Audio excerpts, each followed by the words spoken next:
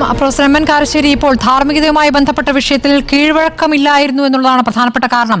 MLA ആയി തുടരുന്നതിൽ പ്രശ്നമില്ല, കാരണം മുൻപ് അങ്ങനെ ഒരു രാജി ഉണ്ടായിട്ടില്ലല്ലോ. മന്ത്രിസ്ഥാനത്ത് നിന്ന് രാജിവെക്കുന്നു, പക്ഷേ MLA സ്ഥാനത്ത് നിന്ന് രാജിവെക്കുന്നില്ല. ഈ ധാർമ്മികതയുടെ പേരിൽ തിരിച്ചു വരാനുള്ള സാഹചര്യവും ഒരുങ്ങുന്നില്ല എന്ന് നേരത്തെ പാർട്ടി സെക്രട്ടറി പറഞ്ഞിട്ടുമുണ്ട്. ഇന്നിപ്പോൾ നയരൂപീകരണ സമിതിയിൽ നിന്നും മുകേഷിനെ മാറ്റിയിരിക്കുന്നു. എന്തുകൊണ്ടാണ്? ഇന്നിപ്പോൾ കോടതിയിൽ മുൻകൂർ ജാമ്യ ഹർജി പരിഗണിക്കുകയാണ്. ഇപ്പോൾ വിധി ഇതുവരെ വന്നിട്ടില്ല, അതിങ്ങനെ വൈകുകയാണ്.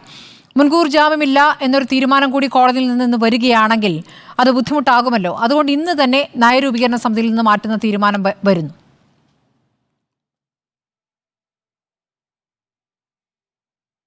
സ്മൃതി, മുകേഷിൻ്റെ കാര്യം ചർച്ച ചെയ്തതിന് മുൻപേ നമ്മൾ ഈ ഒരു സാഹചര്യത്തിൽ ചർച്ച ചെയ്യേണ്ട പേര് KB ഗണേഷ് കുമാറിൻ്റേതാണ്. അദ്ദേഹം മന്ത്രിയാണല്ലോ. അദ്ദേഹത്തെപ്പറ്റി അദ്ദേഹം ഇതിനു മുമ്പ് മന്ത്രിയായ സമയത്ത് എന്തൊക്കെ ഉണ്ടായി എന്ന് എനിക്കിപ്പോൾ വിളിച്ചു പറയാൻ പറ്റുന്നില്ല. കാരണം ഈ പ്രോഗ്രാം ചില ഗൃഹസദസ്സുകളിൽ അച്ഛനും അമ്മയും മക്കളും മരുമക്കളും ഒന്നിച്ചിരുന്ന് കാണുമല്ലോ എന്ന് വിചാരിച്ചിട്ട് അത്ര നാണം കെട്ട രീതിയിൽ അദ്ദേഹത്തിൻ്റെ അവിഹിത വീഴ്ചകളുടെ പേരിൽ ശിക്ഷിക്കപ്പെട്ട ഒരാളാണ്. വല്ല പ്രശ്നം ഉണ്ടായോ? അദ്ദേഹത്തിനെതിരായിട്ട് ആദ്യം സംസാരിച്ച അദ്ദേഹത്തിൻ്റെ അച്ഛനാണ്, അറിയപ്പെടുന്ന രാഷ്ട്രീയ നേതാവും മുൻ മന്ത്രിയും ഒക്കെ ആയിട്ടുള്ള ബാലകൃഷ്ണപിള്ള. പിന്നീട് അദ്ദേഹത്തിനെതിരായി സംസാരിച്ച ഒരാൾ അദ്ദേഹത്തിൻ്റെ ആദ്യ പത്നി യാമിനിയാണ്. അതിൻ്റെയൊക്കെ വീഡിയോ ഇപ്പോഴും ഓടിക്കൊണ്ടിരിക്കുകയാണല്ലോ. പിന്നെ ആരൊക്കെ എന്തൊക്കെ പറഞ്ഞു. ഇപ്പോൾ മുകേഷിൻ്റെ കാര്യം, അദ്ദേഹത്തിന് ടിക്കറ്റേ കൊടുക്കാൻ പാടില്ലായിരുന്നു. ധാർമ്മികതയെപ്പറ്റിയാണ് സ്മൃതി ചോദിക്കുന്നതെങ്കിൽ മുകേഷിൻ്റെ സ്വഭാവം എന്താണ്, സ്ത്രീകളുള്ള അദ്ദേഹത്തിൻ്റെ പെരുമാറ്റം എന്താണ് എന്ന് അറിയുന്ന ഏതെങ്കിലും ഒരു പാർട്ടിയോ മുന്നണിയോ അദ്ദേഹത്തിന് ടിക്കറ്റ് കൊടുക്കില്ല. കാരണം അദ്ദേഹത്തിൻ്റെ ആദ്യ ഭാര്യ പ്രസിദ്ധ നടി സരിത അത് വെളിപ്പെടുത്തിയതാണ്. പിന്നെ ഇവിടുത്തെ കേരളത്തിലെ മീറ്റു ക്യാമ്പയിൻ തുടങ്ങുമ്പോൾ ആദ്യം വന്ന പേരുകളിലൊന്ന് മുകേഷിൻ്റെതാണ്. അദ്ദേഹം അന്ന് തമാശയായിട്ട് എനിക്കതൊന്നും ഓർമ്മയില്ല എന്ന് പറഞ്ഞു. അദ്ദേഹത്തിന് ടിക്കറ്റ് കൊടുത്തില്ലേ? ആരെ ഒഴിവാക്കിയിട്ട്? ഗുരുദാസനെ പോലെ വലിയൊരു നേതാവിനെ ഒഴിവാക്കിയിട്ടാണ് കൊല്ലത്ത് അദ്ദേഹത്തിന് ടിക്കറ്റ് കൊടുത്തത്. അദ്ദേഹം ജയിച്ചു. രണ്ടാമതും അദ്ദേഹം ജയിച്ചു.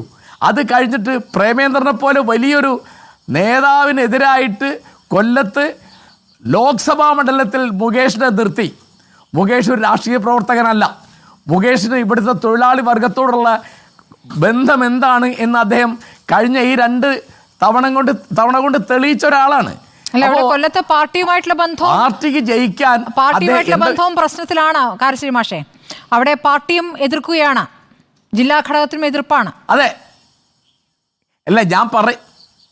അല്ല സ്മൃതി, ഞാൻ പറയുന്നത് നമ്മളൊക്കെ ബഹുമാനിക്കുന്ന ഒരു അച്ഛൻ്റെ മകനാണ് അദ്ദേഹം. അദ്ദേഹം വലിയ നടനായിരുന്നു, പാർട്ടിയുടെ അങ്ങനെയൊക്കെ പലതും ഉണ്ടാവും. പക്ഷേ അതൊക്കെ അദ്ദേഹത്തിന് ടിക്കറ്റ് കൊടുത്തതേ തെറ്റാണ്. കാരണം അതായത് ഒരു നിയമസഭാ മണ്ഡലത്തിലേക്ക് ടിക്കറ്റ് കൊടുക്കാനുള്ള യാതൊരു അർഹതയും ഇല്ലാത്ത അളവിൽ ജനങ്ങളോടോ സ്ത്രീകളോടോ ഭാര്യയോടോ ഒന്നും യാതൊരു ബഹുമാനവും ഇല്ലാത്ത അദ്ദേഹത്തിൻ്റെ പെരുമാറ്റ രീതികളൊക്കെ കുപ്രസിദ്ധമാണ്. ആ കുപ്രസിദ്ധിയുടെ നടുവിലാണ് അദ്ദേഹത്തിന് ആദ്യം ടിക്കറ്റ് കൊടുക്കുന്നത്. അദ്ദേഹം ജയിക്കുന്നു, കാരണം പാർട്ടിക്ക് അവിടെ അത്ര സ്വാധീനമുണ്ട്. രണ്ടാമത് ജയിക്കുന്നു. അതിൻ്റെ ഇടയ്ക്കാണ് അദ്ദേഹത്തെ ലോക്സഭയിലേക്ക് നിർത്തുന്നത്. എങ്ങനെയുണ്ട്? ഇപ്പോൾ ഒരു നയരൂപീകരണ സമിതിയിൽ അദ്ദേഹം മെമ്പറല്ല എന്നൊക്കെ ഉള്ളത്. ഈ തരത്തിൽ ഞാൻ പറഞ്ഞില്ലേ, ധാർമ്മികത, അതായത് ഇപ്പോൾ സ്ത്രീകളുടെ, ഇപ്പോൾ നേരത്തെ ശ്രീമതി വീണ പറഞ്ഞല്ലോ, വണ്ടിപ്പെരിയാറിലെ കാര്യം അല്ലെങ്കിൽ വാളയാറിലെ കാര്യം. അതൊക്കെ വാളയാറിൽ പ്രായപൂർത്തിയാവാത്ത 2 പെൺകുട്ടികളെ ബലാത്സംഗം ചെയ്ത് കൊന്ന കേസിൽ എന്താ ഉണ്ടായത് സ്മൃതി? അപ്പോൾ മുകേഷിനെ ഇപ്പോൾ നയരൂപീകരണ സമിതിയിൽ നിന്ന് മാറ്റി നിർത്തി. അതുകൊണ്ട് അദ്ദേഹത്തിനൊന്നും വരാനില്ല, നാട്ടുകാർക്കൊന്നും വരാനില്ല. ഇതൊക്കെ ആളുകളെ പരിഹസിക്കുന്ന രീതികളാണ്. നമ്മുടെ മൂല്യങ്ങളെ, നമ്മുടെ ജനതയെ, നമ്മുടെ ജനാധിപത്യത്തെ നിന്ദിക്കുന്ന രീതികളാണ്. അദ്ദേഹം ഏതെങ്കിലും അവിടുത്തെ ഒരു പാർട്ടിക്കാരനോ ഇടതുപക്ഷ മുന്നണിക്കാരനോ പറയോ കൊല്ലത്ത് നല്ല MLA ആയിരുന്നു മുകേഷ് എന്ന്? പറയില്ലല്ലോ. അദ്ദേഹത്തെ സിനിമയിൽ കണ്ട് പരിചയമുണ്ട് എന്ന് മാത്രമല്ലേ ഉള്ളൂ. അപ്പോൾ അങ്ങനത്തെ ഒരാൾക്ക് പിന്നെ ലോക്സഭ ടിക്കറ്റ് കൊടുക്കുകയാണ്. ആരായി കൊടുക്കുന്നത്? ഇടതുപക്ഷമാണ് ഈ കൊടുക്കുന്നത്. അപ്പോൾ അതിൻ്റെ കൂട്ടത്തിൽ ഈ ഒരു കാര്യം ഞാൻ ചോദിക്കുന്നത്, KB ഗണേഷ് കുമാറിന് മന്ത്രിയായി തുടരാമെങ്കിൽ പിന്നെ മുകേഷിന് MLA ആയി തുടരുന്നതിൽ ഒരു തെറ്റുമില്ല. കാരണം ഇവർ രണ്ടും സിനിമാക്കാരാണെന്നുള്ളത് മാത്രമല്ല, ഇവരുടെ പെരുമാറ്റം ജനാധിപത്യത്തെപ്പറ്റിയും സ്ത്രീ പുരുഷ ബന്ധത്തെപ്പറ്റിയും സമത്വബോധത്തെപ്പറ്റിയും ഒക്കെയുള്ള നിലപാട് തുല്യമാണെന്നേ. ഇതിപ്പോൾ ഇതിനൊക്കെ ധാരാളം തെളിവുകളുണ്ട്. ഇതൊക്കെ എനിക്ക് ഉദ്ധരിക്കാൻ പറ്റാത്തത് എൻ്റെ ലജ്ജ കൊണ്ടാണ് ഞാനതൊക്കെ ഓരോന്ന് വിളിച്ചു പറയാത്തത്. അതിപ്പോൾ ഫേസ്ബുക്കോ വാട്സപ്പോ യൂട്യൂബോ പരിചയമുള്ള ആളുകൾക്കൊക്കെ അത് നിരന്തരം ഇങ്ങനെ വന്നുകൊണ്ടിരിക്കുകയാണ്. അതിലിപ്പോൾ ഏതൊക്കെ സത്യം അസത്യം ഒന്നും പറയാൻ എനിക്ക് അറിഞ്ഞൂടാ. പക്ഷേ ഇങ്ങനെ വന്നു കഴിഞ്ഞാൽ മീ-ടു ക്യാമ്പയിൻ വന്നിട്ട് ഒരു പരിക്കും പറ്റാത്ത ആളാണ് മുകേഷ്. എന്താ അദ്ദേഹത്തിന് ഒരു ഇമ്മ്യൂണിറ്റി വരുന്നത്? അദ്ദേഹത്തിന് ഒരു കുറ്റവും ബാധിക്കാത്ത മട്ടിൽ, ഒരു രോഗവും ബാധിക്കാത്ത മട്ടിൽ എന്താണ് അദ്ദേഹത്തിന് ഉള്ള കാര്യം?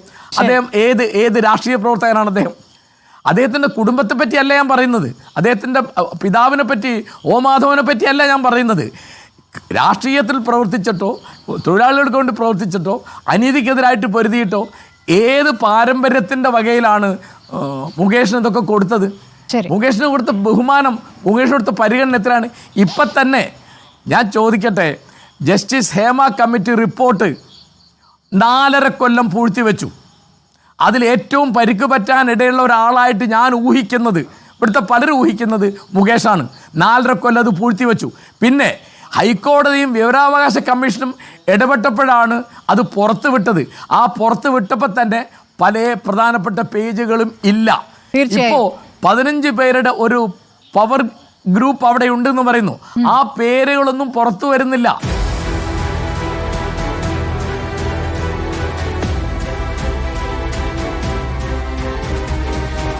ഡിബേറ്റ് വിത്ത് സ്മൃതി പരുത്തിക്കാട്.